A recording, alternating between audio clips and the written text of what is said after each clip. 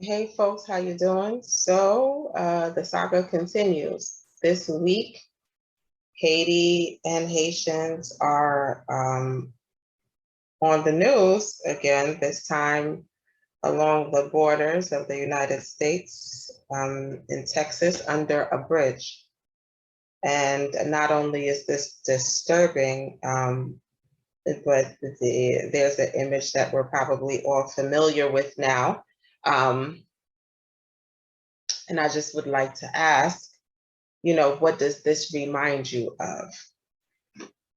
They say an image is worth 1,000 words, so I could think of 1,000 to come up with this here.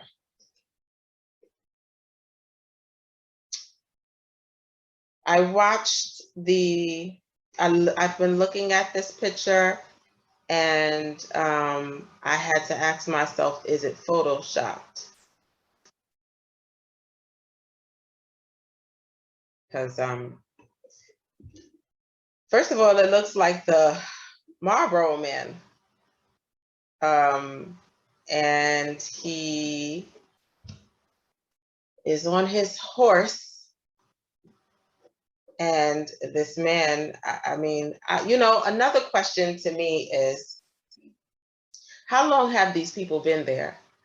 How long have they been along this border? Because look at it. Look at the picture itself. Styrofoam plates, so somebody's cooking, somebody's selling some food, and he probably went to go pick up some food, and the overseer is just repeating, playing his role and keeping them and keeping the boys in their place. Really? Okay. But what does this picture remind you of? That's the first question. All right, moving right along. The View had a segment talking about what's been going along the border as well. Someone sent me a few clips that I would like to share with you. And I think there are a lot of talking points during this segment, right? As we know, The View is a panel of women, Whoopi Goldberg, and Sunny, who I don't watch The View. I don't even watch the news to tell you the truth. I don't even watch the news. It doesn't, because all I hear, you don't hear too many positive stories on the news, and it's just the cycle. So I opt out of it. But when something's important enough, people will send it out to me to bring it to my attention. So Sunny, and then there were two white women who were on the panel as well. And there was a lot said without being said. So here we go. We saw horrifying footage emerging of mounted patrol people trying to corral Haitian immigrants trying to cross the Texas border to seek asylum. Now, Haiti was just ravaged by an earthquake, and their president's assassination has left the country in chaos. But the administration is still flying migrants back there. Is this beyond an immigration issue? Is this a full-blown human rights crisis? And if it is, why aren't we treating it like one?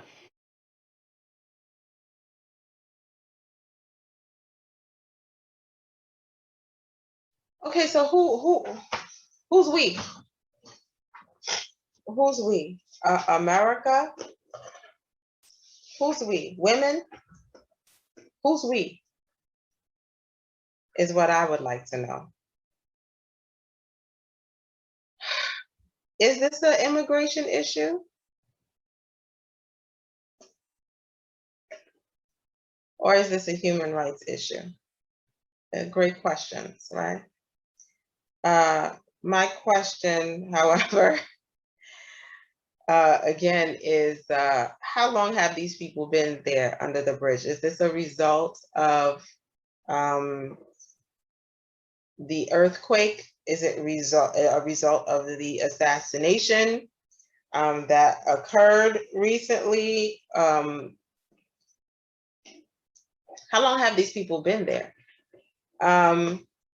Haitians, you can find Haitians throughout the Caribbean.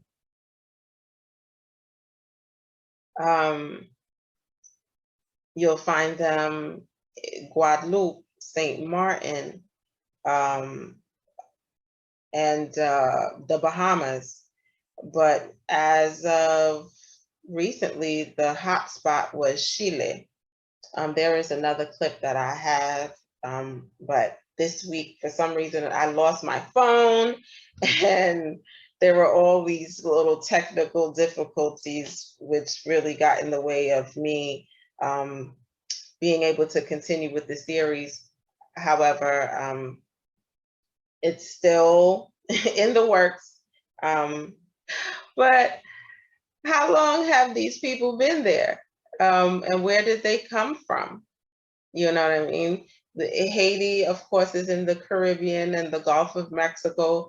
If you were to look at a map, to go like from Cuba, you would have to go from Cuba to kind of get towards the edge of Florida. And then there's the Gulf of Mexico. But I'm not really sure of what the journey is. Do I have an image of a map that would kind of show that? Let me see. Let me see.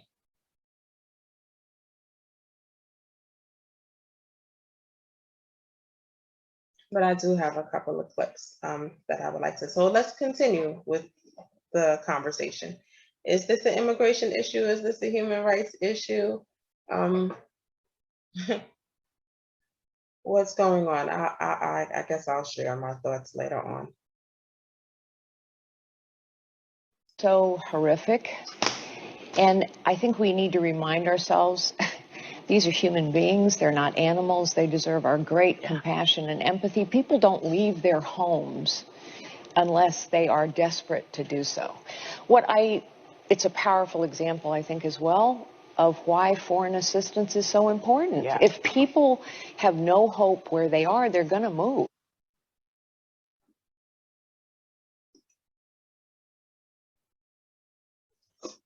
Why is foreign assistance so important? How helpful has foreign assistance been, especially when it comes to Haiti? How helpful has it been?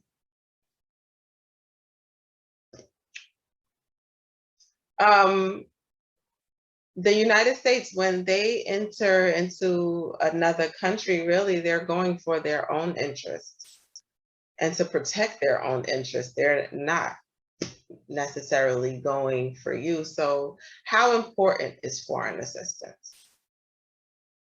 Assistance has gotten us to where we are today. And here's something that I gotta say it is, look, there is no savior. Nobody's coming to save you.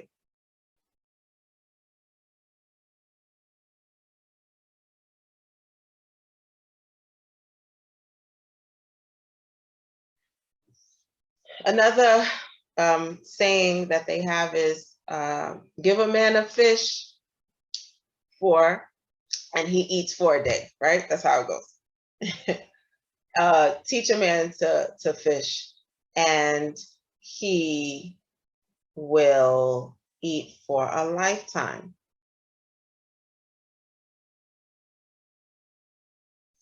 All right, let's continue with the video.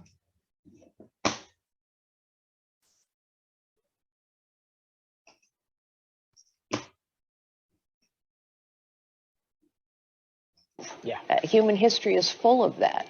So my question to the Biden administration is, why aren't you talking about Haiti? Yeah. Why aren't you doing anything to help Haiti? Yeah. Why weren't you prepared for this? This shouldn't be a surprise, as you mentioned, an earthquake, a coup, a pandemic. Yeah. Okay. Let's see what Biden has to say or had to say about Haiti. This is how he felt at one point in time.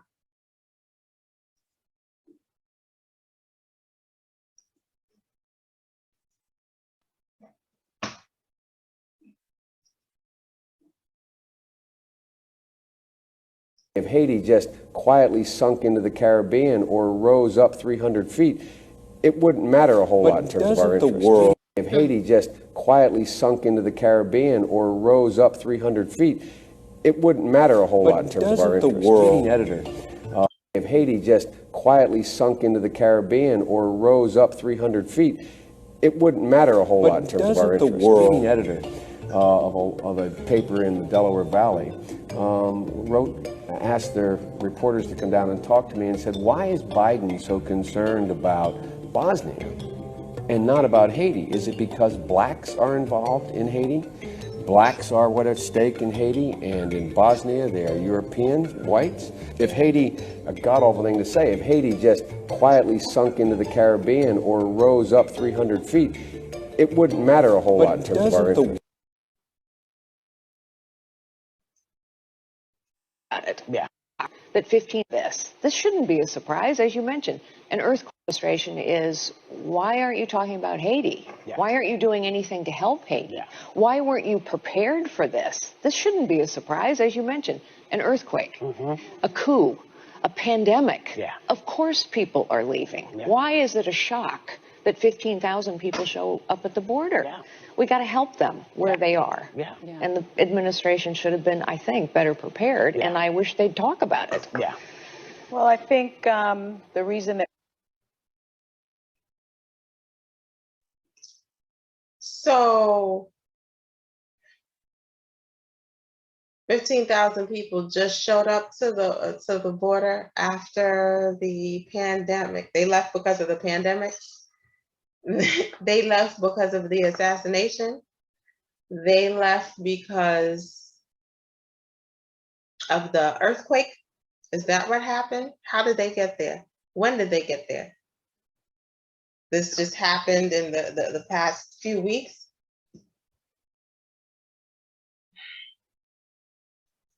Let's continue.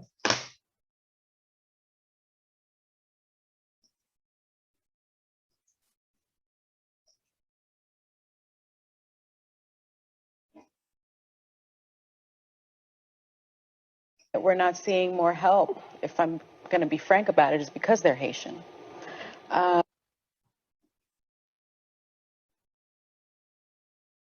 reason why we're not seeing more help is because they're Haitian. Now, why is that? She did continue. Okay, let me not interrupt. Go ahead. Let me not interrupt. Go ahead.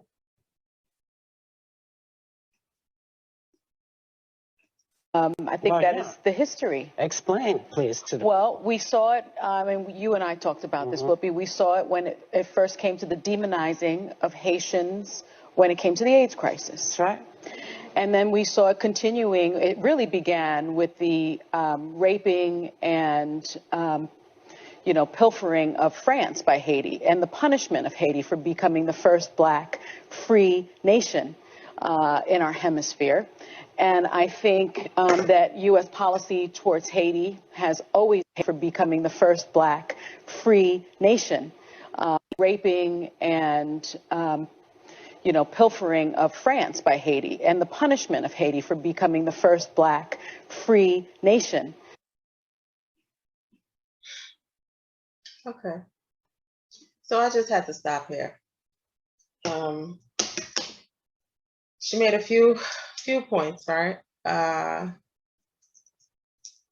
First, the punishing of Haiti for being the first free Black republic, right? So I came across a quote by Napoleon Bonaparte that I would like to share with you.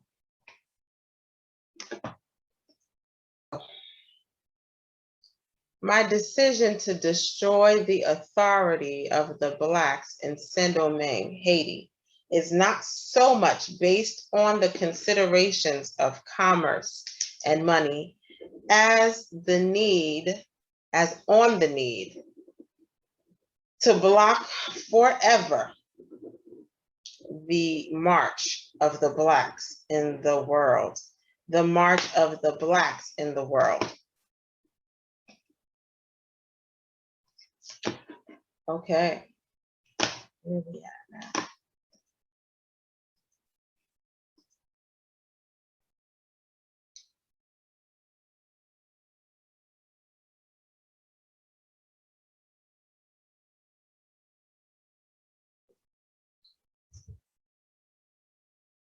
Let's put it plain. Let me put it as plain as I can, right?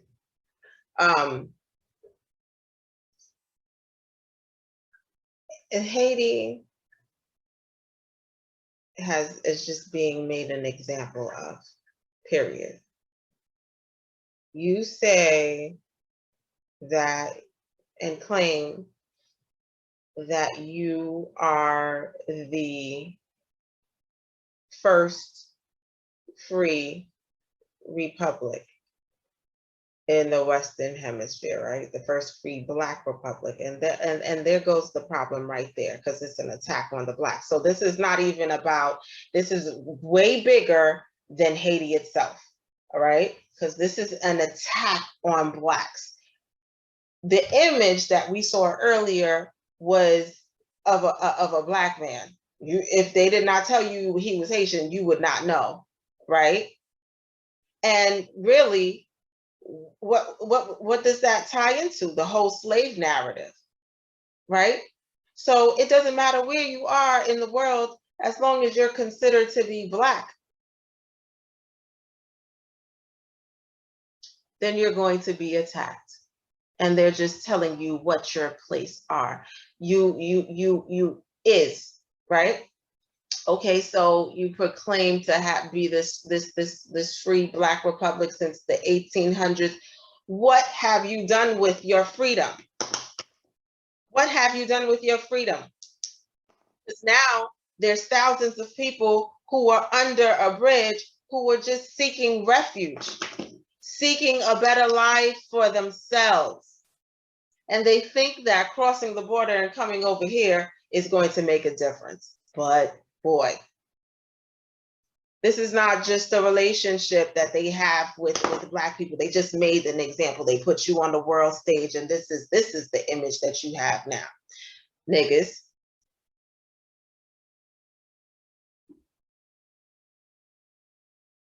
Just gonna treat you like a nigga. And what have you done? What have you done? Foreign assistance. So many people. I could only speak for Haitians, right? Okay. Born and raised in Queens. Okay. My father, may he rest in peace. He said his job was to go to work every day, and my job was to go to school. But I remember back in the 80s sometime, okay, when they were talking about, HBO, the Haitian body odor, and how Haitians were the ones who were bringing AIDS over into the States. Is this some kind of replay or something like that? Are we trying to go down that road again? Let's not do that. But I remember during that whole protest, he didn't go to school that day, and he was with his Dickies on and his shoes, okay? And we walked across that bridge in demonstration, because you're saying that these people, so now you guys want to recreate this narrative because what the Haitians are here and, you know, they haven't been vaccinated in Haiti and now they're at the border. And, you know, if you open the borders to these people and allow them to come into the country, are they the ones that's contributing to the resurgence of this so-called pandemic? Is that what's happening? I hope to God that this video goes up. I hope to God. Okay. Proud. They don't make too many of them like that no more. Okay. Anywho, foreign assistance. So many people have come over here, made a way for themselves, working, going to school.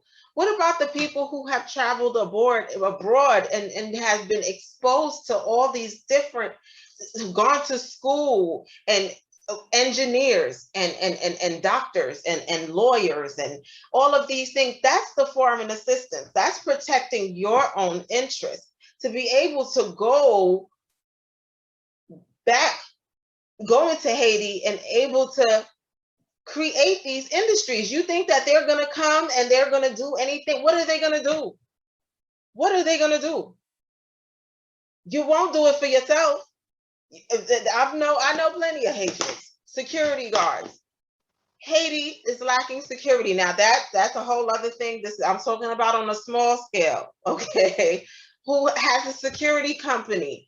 Where are the people who feel like, oh, they're the entrepreneurs and the businessmen and all this other stuff out here balling? Please give me a whole break, okay? You go to Haiti. What about developing a real estate development firm, whatever the hell they call it, coming together?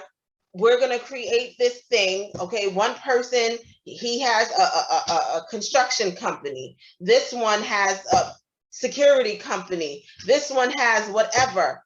This one is an architect or whatever, and be able to bring for us, by us. No one is going to do it for you. And have you done it yourself?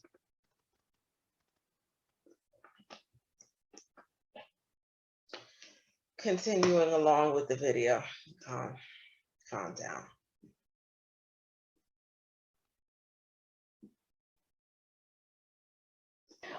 In our hemisphere.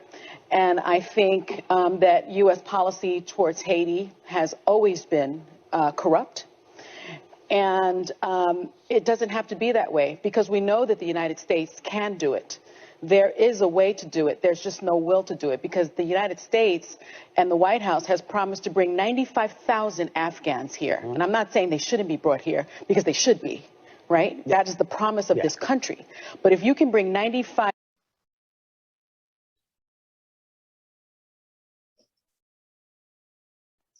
Let's stop right there, because I have another clip to share with you about the promise of this country. And what is it that the U.S. the U.S. got its own problems that it needs to deal with. So when it goes to Haiti, what they gonna do? What they gonna do?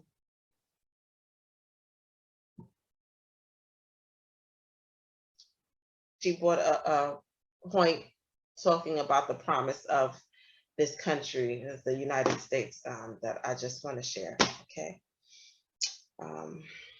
Where is it?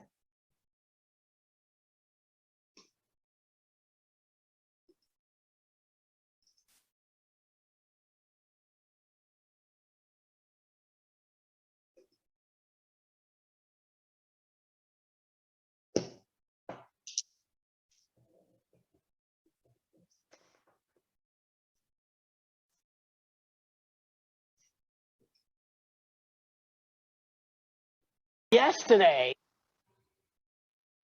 And then what happens when they arrive at our borders? We who have erected the Statue of Liberty. And then what happens when they arrive at our borders? We who have erected the Statue of Liberty. They arrive at our borders and we say, go back to where you came from. That is inhumane and it is immoral. And so 5 minutes later. do not come. Do not come. And I believe if you come to our border, you will be turned back.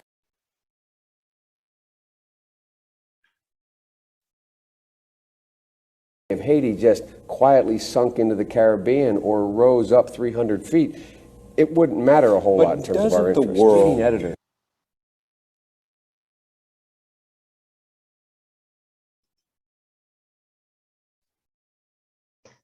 I think enough has been said here.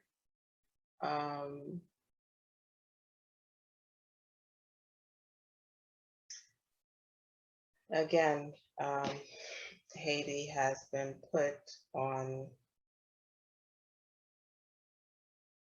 the main stage for the world to see, and the message still remains the same. You proclaim to being the first Black Republic, and what have you done? What have you done with your freedom? We are living in a world now where, you know, it's free game for all. This is a topic that, again, I feel passionate about, and sometimes it could be, it's difficult for me. But I hope that this video reaches someone, and I hope that it's posted. I will just share the rest of the segment with you, and would love to hear what your thoughts are.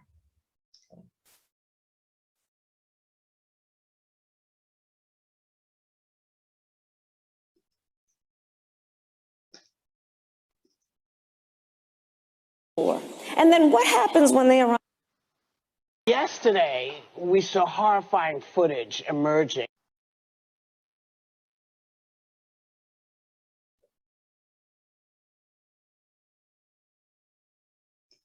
To bring 95,000 Afghans here. And I'm not saying they shouldn't be brought here, because they should be, right? That is the promise of this country. But if you can bring 95,000 Afghans here, then why are you sending 86 Haitians back on an airplane to a country that has been devastated? So it's not about whether or not there's a way. It's not about that there's a pandemic.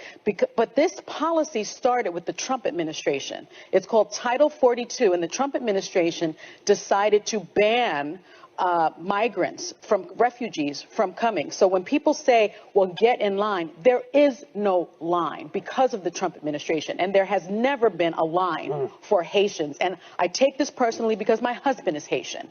And I have been to Haiti many, many times. And it is a beautiful, beautiful country with a rich culture and a beautiful people. And they should not be treated like this. And enough is enough. Well, kind of where Sunny is ending, the videos, what shocked me is, you know, immigration has been a problem for decades. I don't even know if I have the answer, but what I couldn't reconcile is when you're watching these people being chased down on a horse, and they're trying to bring, by the way, food to their families who aren't across the border. They're stuck under a bridge and can't eat. They raised the levels of the water so they couldn't cross the water. This is what you'd do if an animal were infesting your yard. Did you hear what she said? This is what you do when some animals are infesting your yard, like for real?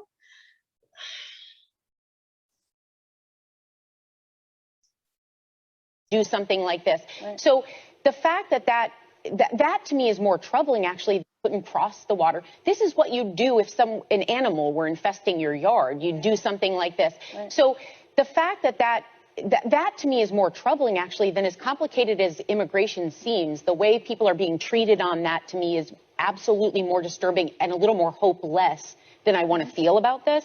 But the other thing that bothers me, and I want to say this lightly, as a woman, I'm pro-choice.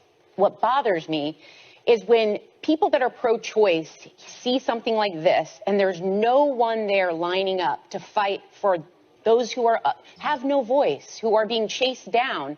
You know, this is happening on the Texas border. Texas is a primarily pro-life state. Where is the rage at these people who are being treated this way? These are living, sentient beings who are on their feet and self-sufficient, and no one's there lining up to help them. By the way, a lot of children.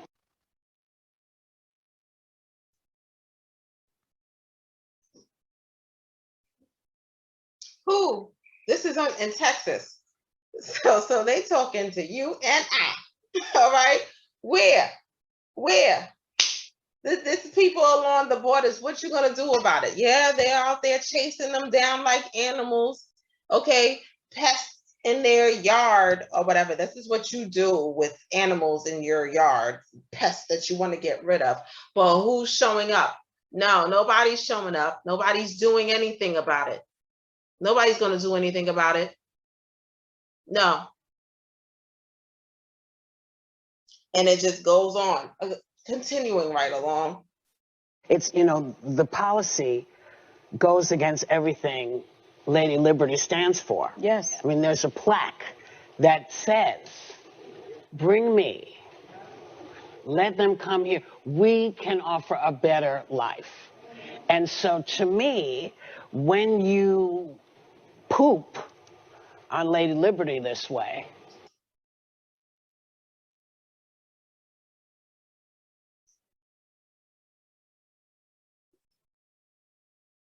well, isn't that the French Connection?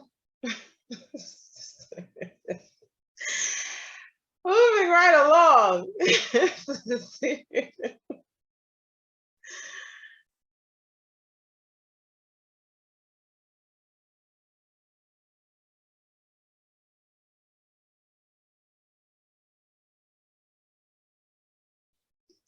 it makes me wonder, well, what are we standing for? I know the States of America, and I know we can do better, and I'm going to do something very rare for me. I'm going to be optimistic.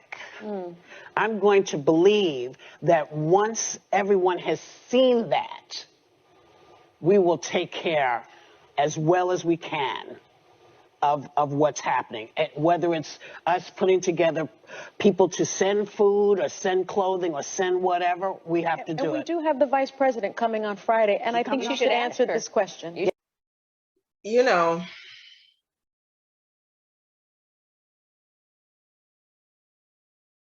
it's good. You know, I've seen a few people who are putting boxes together and, you know, sending food and pads and things like that to Haiti. Again, it's only a temporary fix and you're only feeding them for a day. But what about creating opportunities for these people down there, because you really have the resources, you have the information, you have the knowledge. There are many educated professionals and people who have come, who have traveled and live abroad, who have done well for themselves. But now it gets to a point where it's like $5. If you could take that same $5, if there were to be a group of healthcare providers who were to go down to Haiti and in a particular, wherever you're from, whatever town you're from, Léogane, Jacmel, wherever you're from, okay, Okap, Port-de-Paix, Miragwan, wherever you're from, Gonaïves, okay. If they were, it's a group of people were to go to their town where they're so-called from, where they're from, okay. Put up a clinic every month. You say, okay, well, we're gonna give $5. That way they have gloves or they can buy needles and get $5 a month. But you would rather trust Red Cross or something like that, right?